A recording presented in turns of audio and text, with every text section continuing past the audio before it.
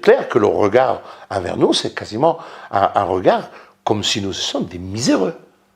Et ça, arriver en Suède, de ne pas avoir de contrôle de papier d'identité, de pouvoir entrer, de ne pas passer à travers les maillons de la police des frontières, alors que vous revenez en France, vous vous retrouvez avec tous les vols qui viennent de partout, acheminés comme du bétail, sans distanciation, tous ensemble dans un espace exigu du contrôle des frontières du terminal de F, avec 3 policiers qui contrôlent chaque personne, et tu rentres de Suède.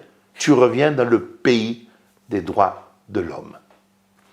Si c'est ça, la France que les Français souhaitent, veulent garder après, je la laisse parce que je ne resterai pas dans ce pays. Si ma bataille va échouer, je ne resterai pas en 2022 dans ce pays. Est-ce que vous diriez que la liberté est une valeur sacrée qui doit être au-dessus de la sécurité?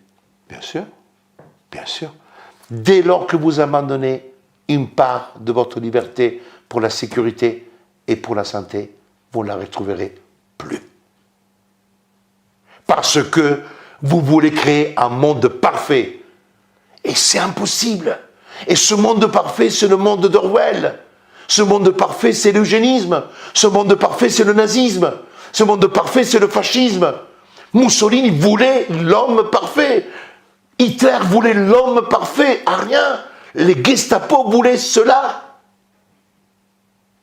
Ce monde parfait, eugénique, contrôlé, de santé, de race aryenne, c'est ça que nous sommes en train de créer. C'est ça que nous voulons. On a eu des attentats, on a des personnes qui meurent. Bien sûr que c'est dramatique. Mais on fait des lois liberticides qui vont toucher ensuite celles et ceux qui veulent manifester, exprimer leur opinion. Parce qu'on dit oui, on va faire la loi sécurité globale, parce qu'on va protéger les gens. Mais en réalité, on ne protège rien du tout. On va ficher tout le monde. Reconnaissance faciale. Vous n'aurez plus de vie privée. Nous n'aurons plus de vie privée. La vie privée, c'est la partie opaque de notre existence. Mais c'est aussi notre part. Quand nous partons en vacances, on n'a pas envie qu'on nous reconnaisse. On a envie de vivre libre parce qu'on n'est plus au boulot. On n'est plus... Au fond, quand plus personne ne nous reconnaît, on nous connaît, on se sent libre. Certains disent, je ne vais même pas à Deauville en vacances parce que je connais tellement de monde, j'ai l'impression d'être à Paris. Donc ils vont ailleurs. Parce qu'on a besoin de cette vie privée. Alors que cette vie privée n'existe pas, qu'on dira, mais non, mais c'est pour sécurité qu'on vous reconnaisse, qu'on vous fiche, qu'on vous sache. C'est pour votre sécurité, mais moi, je n'ai pas besoin de ça. Bien sûr, je viens sur Terre, ça s'appelle le risque de la naissance, de la vie. Alors à ce moment-là, on ne sortira plus de chez soi. Mais ce monde merveilleux que nous avons vendu, ce monde de propreté, impeccable, merveilleux, on ne fume pas, on ne boit pas, il ne faut quasiment plus faire l'amour, il ne faut plus aller vite, il faut pas sourire, mettons de masque, ne sortons plus, ne caressons pas ta grand-mère. C'est quoi ce monde? Aimez-vous les uns et les autres, disait Jésus. Même si je ne suis pas catholique, ce sont des mots qui sonnent comme une musique à mes oreilles. Aimez-vous les uns et les autres.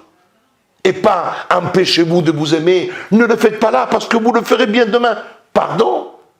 J'ai eu quelqu'un qui a quitté mon cabinet il y a quelques heures qui m'a dit, en pleurant, Maître Brouzard, on m'a empêché de voir ma grand-mère pendant des mois. Elle est morte sans que je puisse lui faire un bisou. J'aurais préféré passer du temps avec elle au lieu de suivre les conseils du gouvernement pour la protéger. J'aurais dû l'embrasser tous les jours. J'ai eu les larmes aux yeux. Et c'est ça qui me fait mal. Et c'est ça que je trouve scandaleux. Parce que c'est quoi? Pour dire on les a, combien sont les personnes qui sont mortes à l'EHPAD, qui n'ont pas eu un baiser de leurs enfants, qui n'ont pas eu un baiser de leurs petits-enfants, et qui sont morts dans la solitude? C'est ça la société que nous voulons, la protection que nous croyons donner. C'est de la honte que l'on donne.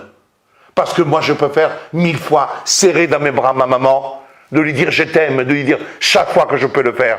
Là, je ne peux pas y aller parce que je ne peux pas le faire pour le travail. Je l'appelle tous les jours pour que je puisse la voir, peut juste parler, parce que c'est ça l'amour. C'est de l'amour que nous avons besoin.